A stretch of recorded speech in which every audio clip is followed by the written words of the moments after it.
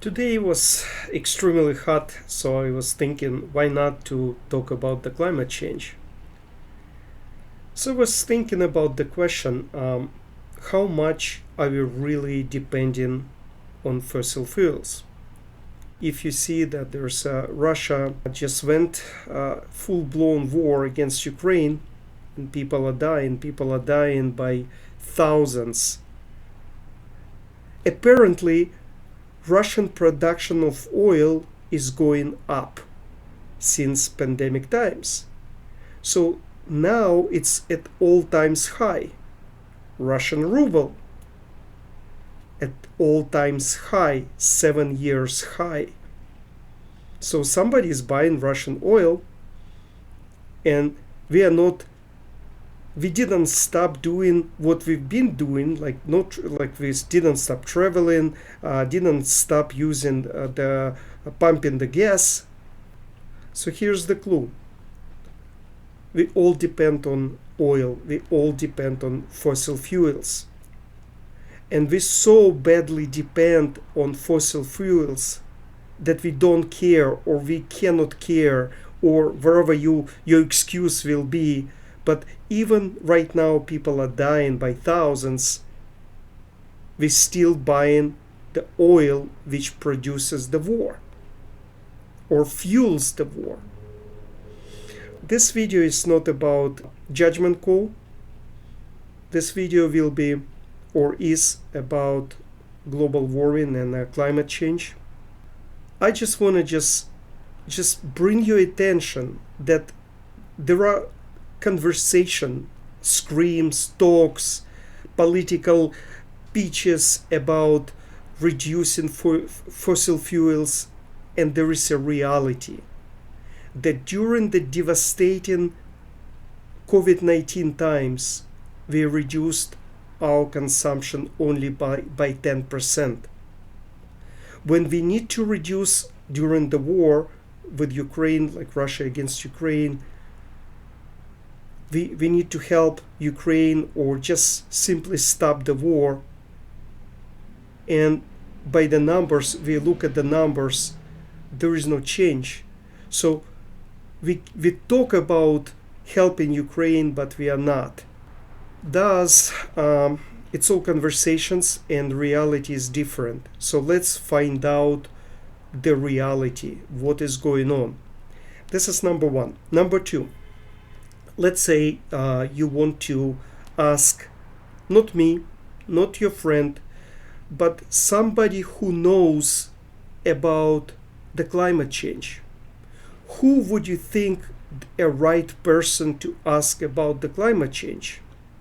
Is it President Biden? Is it Hillary Clinton? Or is it Donald Trump? Who those people are who can answer? And like if you're a reasonable person, you say like it should be a scientist.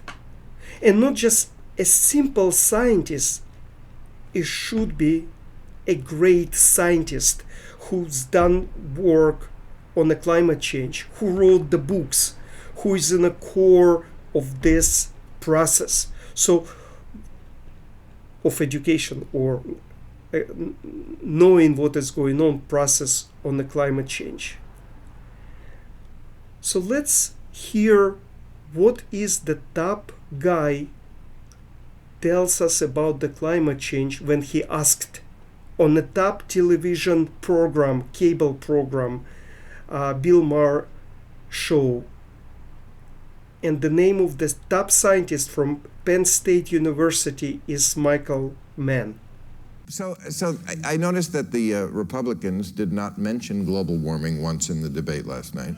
It doesn't exist in their world. They've also moved on from the talking point of, I'm not a scientist. That's yesterday's talking point. Now it's not settled science. Just for the record, Doc, it's settled science, right? Well, you don't have to ask me. You can ask the U.S. National Academy of Sciences. You can ask any of the more than 30 scientific societies in the U.S., the American Physical Society, the American Geophysical Union, the American Meteorological Society. I could go on and on. all are on record. And they're not here. You're here. That's right. And what they... So I'm asking you.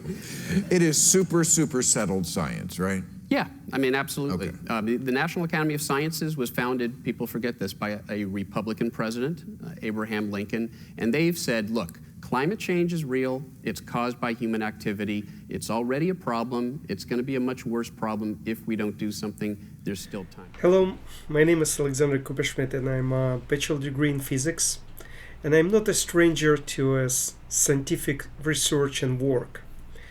But when I was 26 years old, my family and we decided to immigrate to the United States. At that time, there was no work in my specific field in physics and solid state. So I decided to re-educate myself. And for 20 years, I founded a successful income tax and business consulting company. I live in Los Angeles. I have a family. I have 2 daughters. I'm working. I'm helping people. I'm paying taxes. I'm paying my taxes. So why do I have to hear screams about climate change? Why do I have to worry about the future and not be introduced or presented with the ideas on what is going on? Look, this is extremely simple. When my client comes to me and he or she asks a question about income tax law, or which deduction to take, or any other serious question in business or income tax law or situation, I do not tell my client that most of the CPAs are considering that, for example, the lease is a better way to deduct a company's vehicle. For one, this is not always true, but secondly, and most importantly, this is not a meeting of a Congress or so they do some kind of a political conclusion. I just played you an interview of a top scientist who talks about some kind of opinions. Can you imagine when you know something, you wrote books about a subject, and you have an opportunity to talk about that subject, and what do? You say, like, you just defer to some other bodies who made some kind of a decision, and that decision is good because everybody is taking that decision, and this is what they think about. I think this is not how it works in physics, in business, in science, in general. So 7 years ago, I just decided to do my research on climate change. First of all, I'm capable, and secondly, I cannot trust anybody like this guy or other guys. They talking nonsense. They're not telling us anything, and yet we have to just stop the industries, or we have to feel bad, or it's a confusion. It cannot be like that.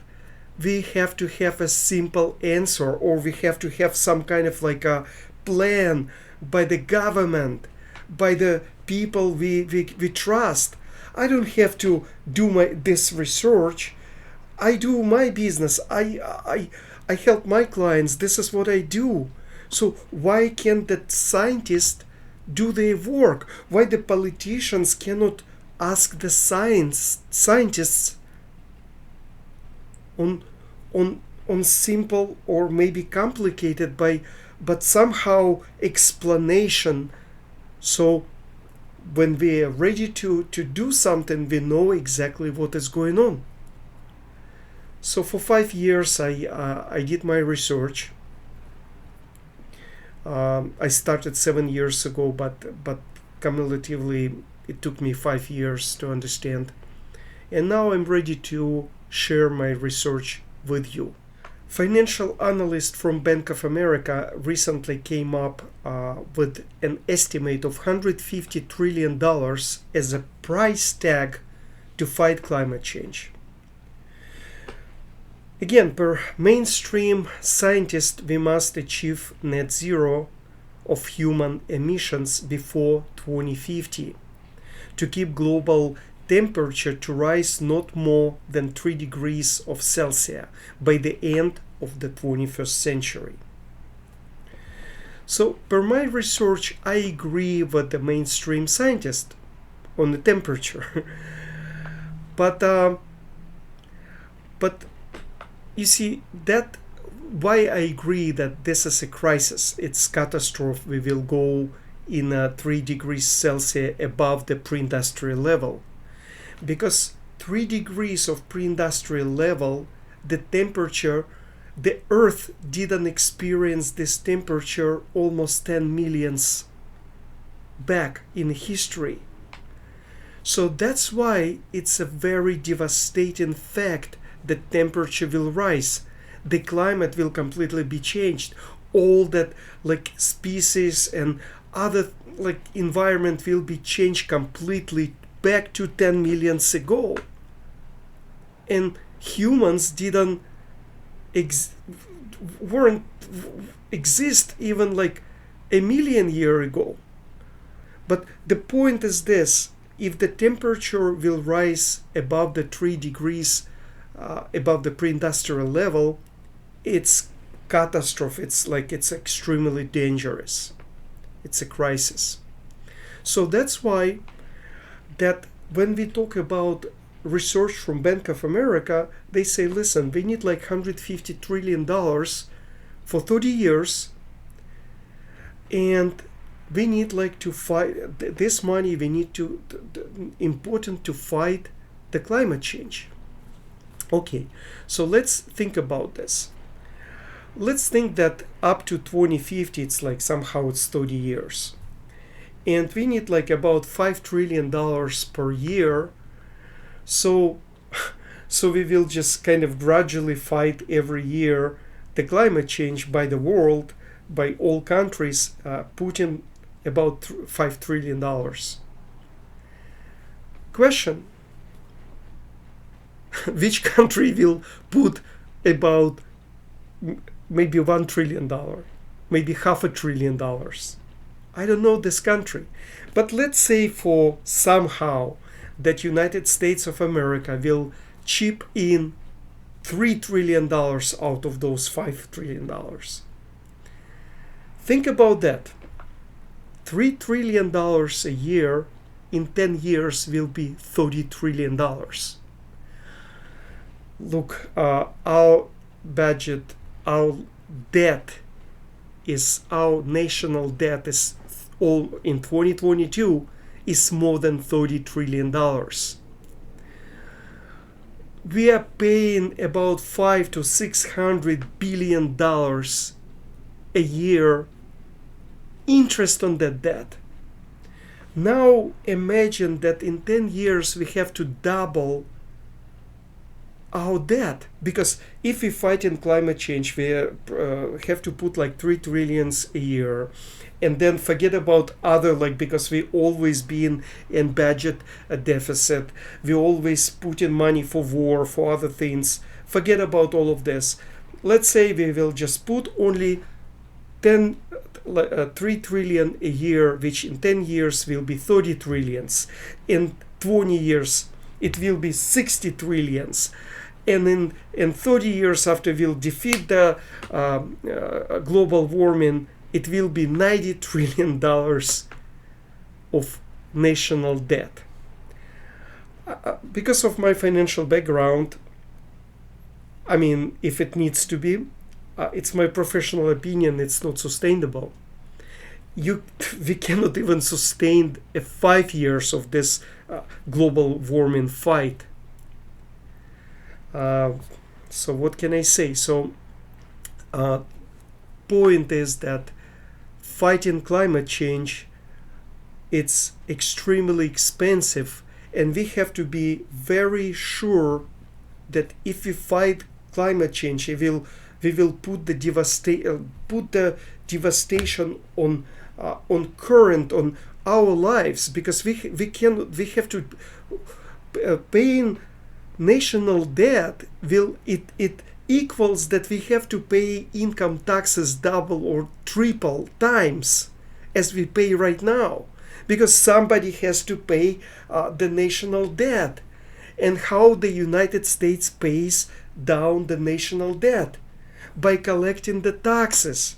Who pays the taxes? You and I.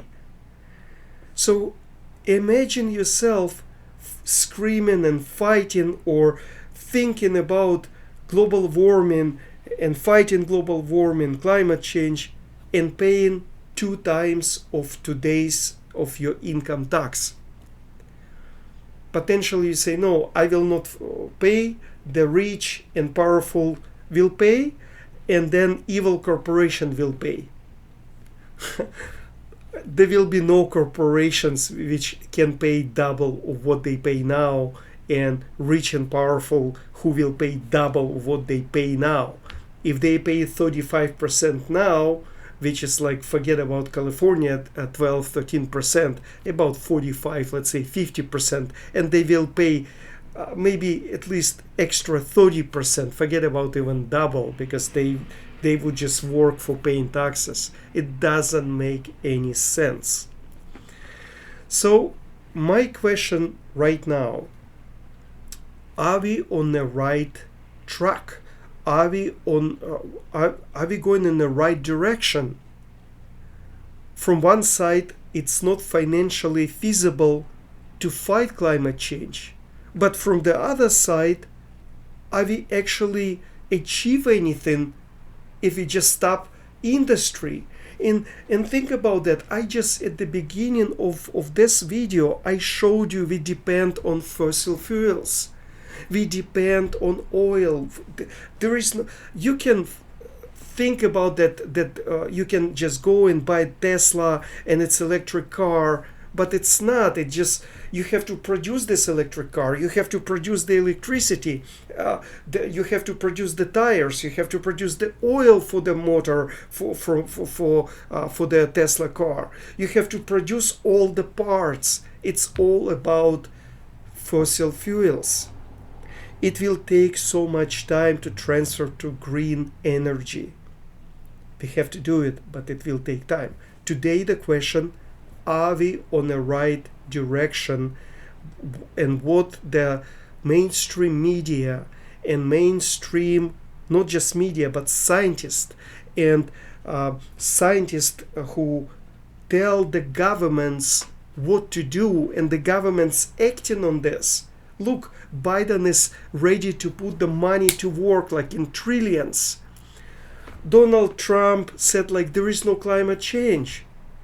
So like you must be confused, because like if the climate change now depends who is in the White House. This is like what is going on. So agree with me that there is something is wrong. So we need to understand what is going on.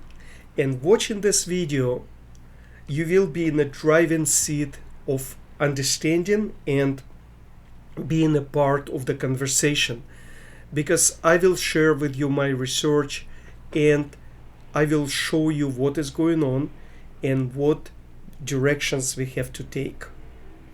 So let's go. First, let's understand who provides us with the knowledge on climate change and who tell us what to do. There are many scientists in different fields and different countries, but how they actually provide us with a unified message on climate change. Who, for example, advises Joe Biden's administration to set aside trillions of dollars fighting climate change, or what to do next? Like who are these people? Is it a secret organization, or again it's Hillary Clinton? Actually, it's none of the above. Actually, in 1988, United Nations formed a body which called Intergovernmental Panel on Climate Change, or IPCC. They consisted of 195 representatives of different governments. Most advanced scientists on climate change from around the world, working on their own research, gathering researches and data from other leading scientists on climate change, and then reporting back to this panel, IPC, Intergovernmental Panel on Climate Change. Then IPCC is collaborating with these advanced scientists, and then they're producing reports on climate change for policymakers. That's how we get the mainstream understanding and reporting on climate change. Also, because these reports of Intergovernmental Panel on Climate Change are a product of the leading scientists on climate change, their reports must be respected and listened to.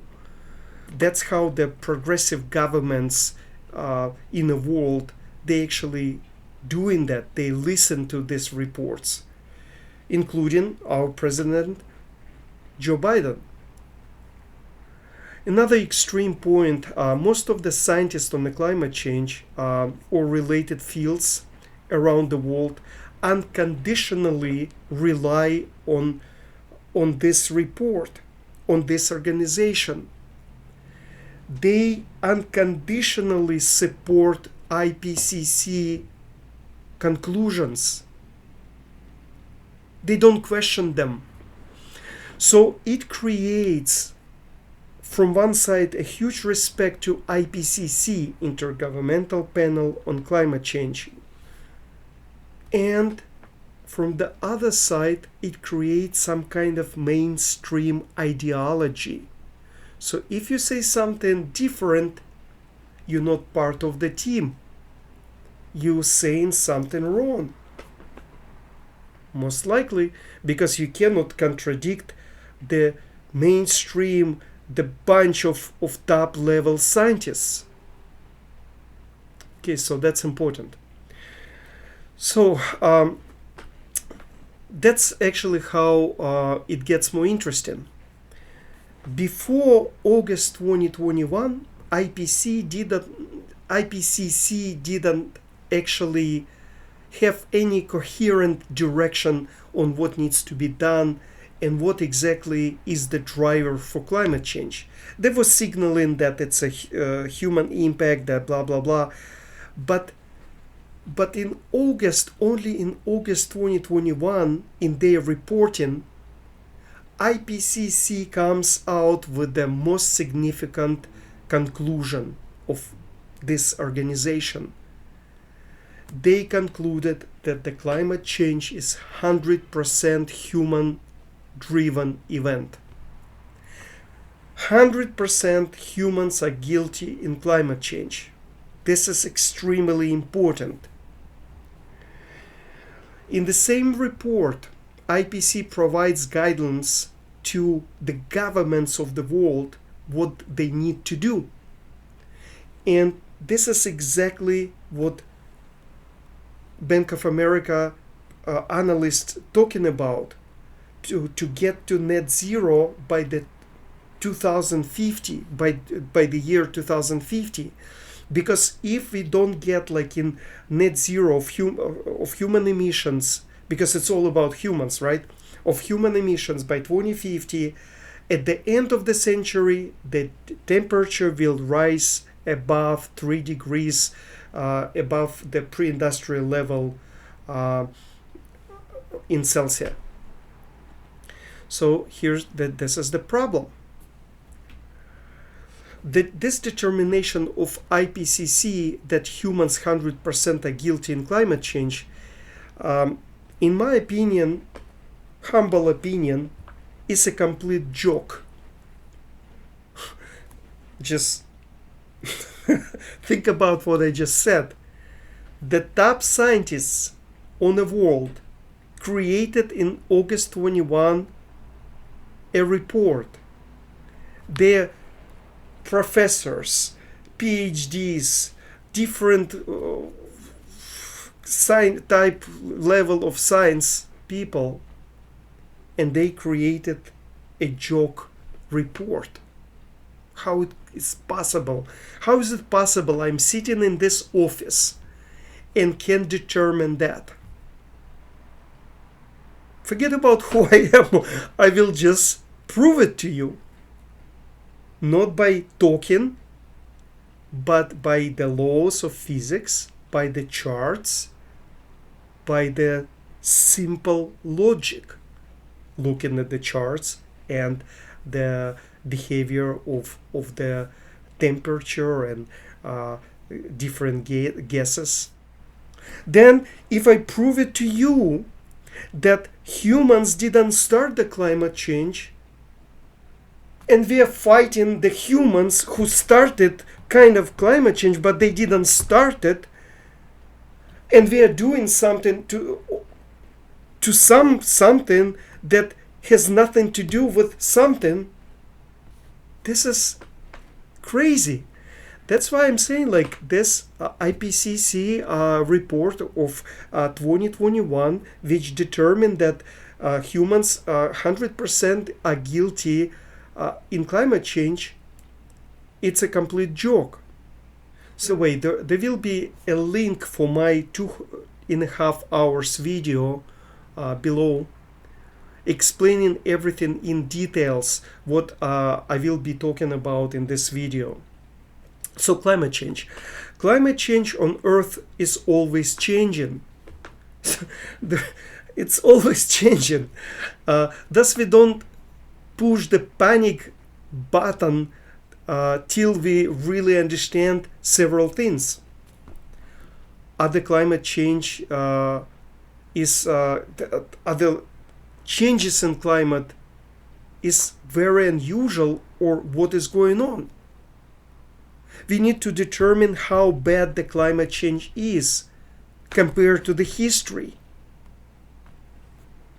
Then we have to understand how did it started. It's very important, because if we don't know how it started, we don't know how it goes and how to fix it. Then we have to understand is the changes which climate change, the what changes, are they irreversible? Then what needs to be done? The problem is not the climate change by itself, but extremely sharp and rapid change in climate which happened. The change in climate happened at the beginning of the 1900s, and it wasn't due to industrial revolution. I will talk about that human impact later. Now I want to concentrate on the significance of the sharp changes and fast changes within the climate. So basically, the climate change has happened already at the beginning of 1900s. The nature broke its thermodynamic equilibrium, and now nature is trying to find a new level of that thermodynamic equilibrium. And we cannot change the trend of the nature, of the trend of the temperature, other trends of gases that we can see on the charts. We cannot stop. We cannot stop the hurricanes. We cannot stop volcano eruptions, tornado. How can we stop the climate change, which is happening naturally? So, transitioning to green energies and stopping fossil fuels, it's a long-term commitment, long-term care. The urgent care is to help the nature to sustain the devastation. We need to help the nature. This is the only way to fight the climate change. But IPCC says the humans are 100% guilty in the climate change because we started it, and we just need to reduce human emissions to the net zero and everything will be fine. That's why if I prove you that industrial revolution has nothing to do with climate change, it didn't start the climate change, you should agree with me that we're going to a wrong direction. And those scientific researches and talks are all wrong. They don't know what they're talking about. They don't have science behind their research, or not research but their conclusions.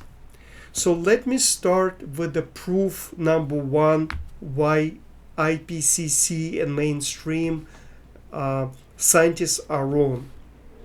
Number one, a simple logical proof that humans or industrial revolution didn't start climate change is in the charts of emissions of carbon dioxide and methane.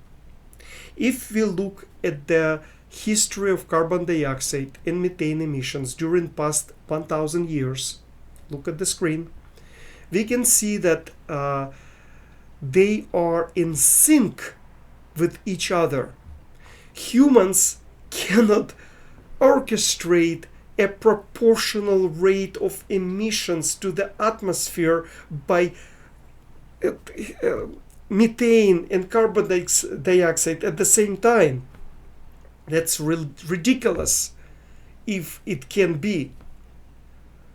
On the top of that, the changes to the trend of carbon dioxide, methane, global temperature, and the sea level, they all are happening at the same time, and they started, the huge changes started at the same time at the beginning of 1900s. Humans could not do that proportional changes and start at the same time of the changes in the trends. Again, look at the charts. Also, the temperature and the sea level at the same time, it also cannot be happening, especially when we are talking about period in years of 1750 to 1900. So this is number one proof. Number one, and again, if proof number one is not enough because it's just too logical, who cares about logic nowadays, right? Okay, let's analyze what human impact actually is. Apparently, humans emit lots of carbon dioxide. Who knew, right? Into the atmosphere, where it becomes a part of greenhouse gas, which impacts the climate due to greenhouse effect. Thus, greenhouse effect impacts the climate by keeping existing energy within the earth. Thus, when humans produce carbon dioxide, it has to go to the atmosphere. And then carbon dioxide has to be accumulated to a certain volume of concentration to be actually able to affect the climate and the temperature. Imagine this. Carbon dioxide gas, it's not the energy. It's just a keeper of the energy. Thus, we need time for the emissions. We need time for accumulation. We need time for the impact. Scientists actually of IPCC are telling us that in their August 2021 report, they completely disregard the time. You see, for them the time, it doesn't matter, like the time for accumulation, because again, carbon dioxide is not an energy. So it has to put the pressure for actual energy to accumulate. So look at their chart on the page 37. This is their report of August 2021. They tell us that there is a linear relationship between carbon dioxide and global temperature. because of the historic data of human emissions of carbon dioxide and the temperature are related in the near linear relationship, meaning that they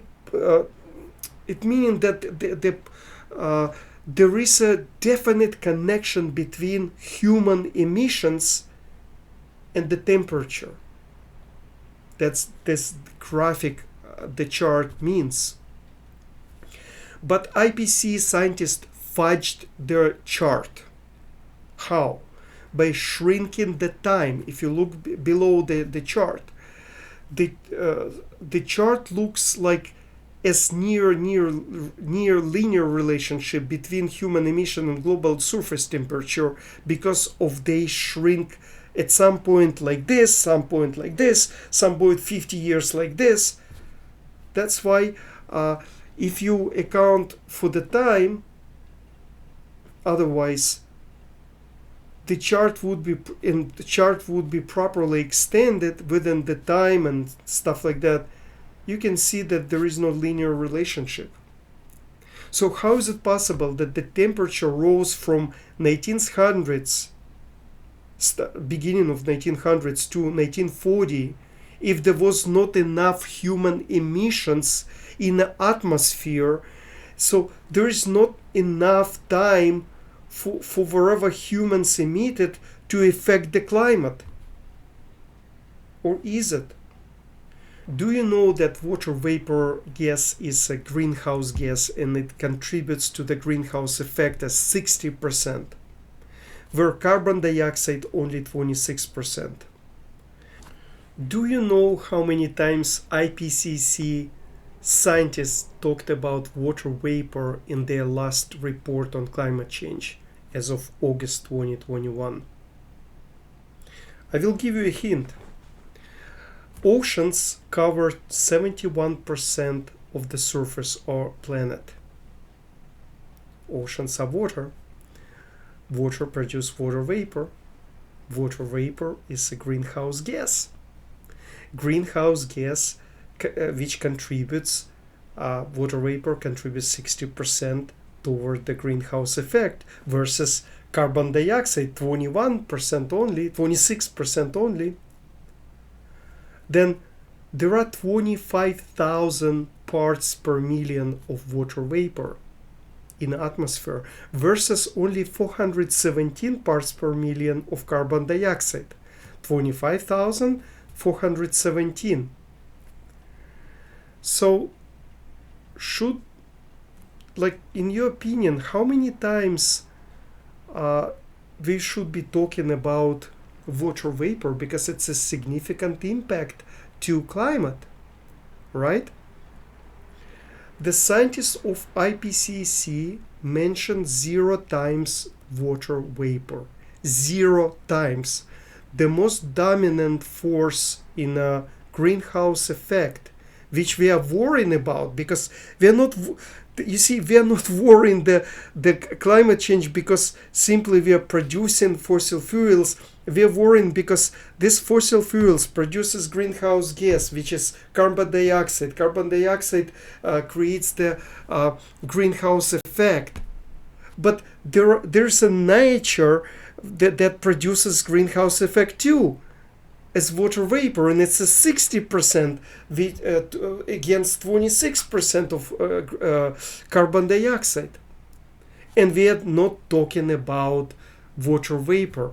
So this is the proof number 2. IPCC scientists made a determination that humans impacted 100% the climate without considering water vapor, the biggest greenhouse gas. They fudged the report to make it appear that there is a near linear relationship between rise of the temperature and the rise of the human emissions of carbon dioxide and the temperature. This is number 2, proof number 2, right? So now you listen to the logic. You've seen the fudged chart showing that climate on Earth depends only from human impact.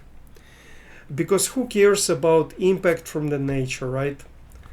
No. So who cares about all of this when the mainstream scientists tell you that change of concentration of carbon dioxide in the atmosphere produced by humans was enough to start global warming? In other words, you see that like by logic, when we talked about the logic, it just like it couldn't start at the same time. It couldn't be, all the gases couldn't be in the temperature and the sea level changes. They couldn't be at the same time and proportionally changing in the same proportion during the time. So you dismiss this logic. You say, no, it's humans did it. Okay, forget it. So then there is another proof that IPCC is saying that humans started the climate change because somehow there is a near linear relationship and they shrink the time. So they don't care that the temperature rose to, let's say, half of the point in a degree of Celsius during the period of time when the concentration of carbon dioxide in the atmosphere hasn't even got like to the level could change anything. But even now you say, like, forget about those two proofs. Even a little change of carbon dioxide, and little, you don't know how much, but some changes during so much time from 1750 to 1900 should be sufficient to industrial revolution to make the changes in the temperature, or started the changes in temperature. So let's analyze this idea. Carbon dioxide concentration level in the atmosphere in 1750 and for the past 1,000 years from that point was about 280 parts per million. In 1910 it was 300 parts per million. Thus the concentration of carbon dioxide has increased by 20 points or 7%. But carbon dioxide concentration to the greenhouse effect, because it just contributes, the contribution is little than 7%, because there is a formula, and the contribution toward the greenhouse effect to make changes in the temperature is actually less than 2%. So 2% could not make any changes to the climate. And from 1900s, starting from 1900s, the climate has changed. It broke that thermodynamic equilibrium and start rising, the temperature start rising. Okay, again, I will repeat, if you need more proof that IPCC does not make any sense, let's go to the page 36 of their report. On this page, they provide us with the sensitivity measures that per each 1,000 gigaton of carbon dioxide of human emissions, the global surface temperature will likely increase in average by 0.45 degrees in Celsius. Let's take a look at the chart of the history of the sea level rise for the 1,000 years. The significance of that chart is that sea level began rising, change of the trajectory in the trend, and rising from 1900s and continues rising to nowadays. And notice at the same trend. So how is it possible that the sea level is rising without any regard to impact from humans? What do I mean? The sea level is rising with the same rate at and when humans were not even deposited in the atmosphere even half, like 500 gigaton of carbon dioxide. You see, it started like in 1900, beginning 1900, at the same rate, and then it didn't change its trend when human impact, industrial revolution, humans emission deposited 2000 gigaton of carbon dioxide in the atmosphere. The trend hasn't changed. It just shows that our impact to the nature is not registered by the nature. The sea level shows an extremely steady rise with regard to nothing else, but just it rises because the nature has broken thermodynamic equilibrium and it goes by itself right now. So, in conclusion, let me just say that we didn't start like climate change. You see, it's just so simple. I just gave you 4 proof that we couldn't start the climate change, and I gave you the 4 proofs that the mainstream scientists of the IPCC that reporting with that IPCC, they have no science behind their conclusions. Thus, as a conclusion for the idea of direction, the problem is not a climate change from human impact. The problem is that there was a fast and sharp change in climate started in the beginning of 1900s, and it will bring the devastation and destruction of our ecosystems. And to resolve this problem, we need to support our ecosystem as an urgent care and work on lowering carbon dioxide emissions and transitioning to the green energy sources. As long-term care, we have to do it every day, but efficiently. We don't need to destroy our industries.